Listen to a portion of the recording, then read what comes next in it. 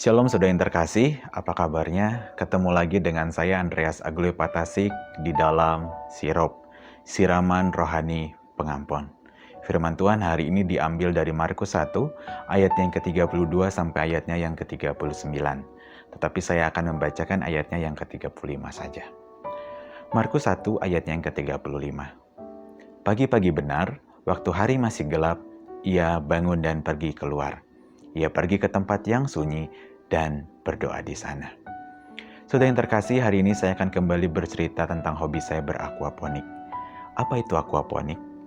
Jika Bapak Ibu belum tahu, Bapak Ibu bisa melihat video saya bulan lalu di pojok kiri atas layar video ini. Tapi saya akan kembali menjelaskan sedikit tentang aquaponik. Aquaponik adalah sistem budidaya ikan dan tanaman dalam satu ekosistem, dan saya memilih ember besar sebagai media saya merawat keduanya. Sistem dalam ekosistem ini merupakan simbiosis mutualisme yang dimana baik tanaman dan ikan sama-sama menguntungkan. Dalam ekosistem ini, nutrisi bagi tanaman diambil dari proses sirkulasi kotoran ikan dan sisa pakan ikan. Sedangkan ikan mendapatkan keuntungan dari tanaman yaitu kadar oksigen dalam air bertambah, serta kotoran yang akan menjadi racun atau amoniak diserap menjadi nutrisi yang baik bagi tanaman. Dengan kata lain, aquaponik adalah sistem di mana tanaman dan ikan bertumbuh bersama. Dalam proses belajar aquaponik, saya menemukan sebuah kejadian menarik yang dapat kita refleksikan. Pada suatu ketika saya melihat tanaman kangkung saya itu tumbuhnya berbeda dari kebanyakan kangkung pada umumnya. Memang batangnya besar, daunnya lebar, terlihat bagus, tetapi yang membedakan adalah kangkung yang saya tanam menjadi warna kuning. Saya berpikir jangan-jangan ini semua karena terkena sinar matahari yang berlebihan. Tapi ternyata saya salah. Kangkung berwarna kuning itu merupakan sebuah alarm yang menandakan bahwa seharusnya saya mengganti air. Tapi karena saya tidak tahu, saya membiarkan beberapa hari lamanya. Sampai pada suatu ketika di sebuah sore hari yang cerah, ketika saya ingin memberikan makan lele-lele saya, seluruh ikan yang ada dalam ember saya mati semua. Total ikan yang mati ada 15 ekor. Melihat ini jujur saya sedih dan menyesal. Kemudian saya searching di Google penyebabnya. Ternyata ini semua karena nutrisi yang berlebihan dalam air.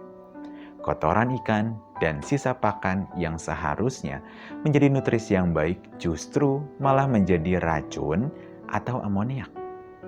Ini semua terjadi karena nutrisi berlebih tadi tidak dapat terserap dengan baik oleh tanaman karena sudah sangat berlebihan. Nah, karena berlebihan, tumbuh kangkung pun menjadi abnormal. Kelihatannya saja bagus, tapi ternyata lama-kelamaan kangkung saya bisa mati. Dan lele saya yang hidup bersama dengan kangkung pun bisa mati. Saudaraku, dari sini kita belajar sesuatu. Di dunia ini, apapun yang berlebihan itu tidak baik. Dalam kehidupan, semua harus seimbang. Tidak boleh kita hanya fokus dan berlebihan dalam satu hal dan mengerdilkan hal yang lain. Begitupun dalam kehidupan orang Kristen. Sebagai seorang Kristen, kita memiliki 3 tugas. Apa itu? Koinonia, marturia, dan diakonia, atau bersekutu, bersaksi, dan melayani. Ketiga tugas ini dapat dan harus kita lakukan dengan seimbang dan baik, dengan juga memiliki hubungan yang intens dan dekat dengan Tuhan. Dalam firman kali ini, Yesus mengajarkan kita bahwa kehidupan itu memang harus seimbang. Tuhan Yesus bahkan mencontohkan kepada kita hari ini, agar kita bersekutu dalam persekutuan yang baik, sama seperti Yesus yang mengadakan persekutuan yang sehat dan membangun. Tuhan Yesus dalam setiap tindakan dan pengajarannya, ia lakukan juga dengan baik, penuh dedikasi, dan selalu bertujuan untuk bersaksi demi kemuliaan nama Bapa di sorga. Tuhan Yesus selalu melayani, menyembuhkan penyakit, mengadakan mujizat kepada orang-orang yang benar-benar membutuhkan. Dan Tuhan Yesus melakukan ini semua dengan penuh kesungguhan hati demi kemuliaan Bapa di sorga.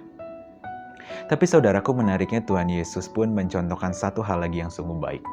di dalam kepadatan persekutuan, kesaksian, dan pelayanannya, Tuhan Yesus masih menyempatkan diri untuk bersaat teduh, berdoa, dan mengambil waktu bersama dengan Bapa. Luar biasa bukan Tuhan kita Yesus Kristus? Kehidupannya benar-benar memberikan contoh kepada kita bahwa hidup itu memang harus seimbang. Bahkan dikatakan setelah dia mengambil saat teduh, dia kembali siap untuk pergi melayani. Jadi sebagai seorang Kristen yang baik, hidup kita harus seimbang. Jangan sampai kita hanya berfokus kepada persekutuan, tetapi tidak mau bersaksi melalui tutur kata kita dan melayani sesama. Jangan sampai kita hanya melakukan hal baik sebagai bentuk kesaksian kita, tapi tidak mau bersekutu dalam persekutuan yang sehat dan melayani sesama. Jangan sampai kita melayani terus-menerus, tapi kehidupan persekutuan dan kesaksian kita tinggalkan. Atau, jangan sampai kita sudah melakukan semuanya, malah hanya karena supaya kita dipandang baik, tapi lupa untuk memiliki hubungan yang baik dengan Tuhan. Hari ini, kita belajar bahwa kehidupan kita harus seimbang. Kita harus tetap menjalani kehidupan di dunia ini dengan segala tugas dan tantangannya untuk kemuliaan nama Tuhan dengan tetap memiliki hubungan yang baik dengan Tuhan. Nah, hal inilah yang mulai dilatih oleh beberapa remaja GKI Pengampon. Para remaja bersekutu baik secara onsite maupun online. Mereka bersaksi di tengah-tengah kehidupan dan studi mereka. Mereka diajarkan sejak dini untuk melayani sesama lewat apapun yang mereka mampu lakukan.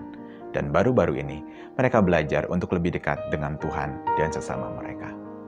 Setiap malam beberapa remaja mulai berlatih untuk membawakan renungan dan saling mendoakan, serta bersyafaat bagi rekan-rekannya dan juga bagi dunia melalui telepon. Bagi para remaja GKI yang mau bergabung, silakan bergabung dengan kami, sehingga kita semua bisa menjadi anak-anak Kristus yang lebih dekat lagi dengan Allah. Saudaraku, langkah kecil ini adalah langkah yang baik, yang juga dapat kita lakukan dalam kehidupan sehari-hari kita.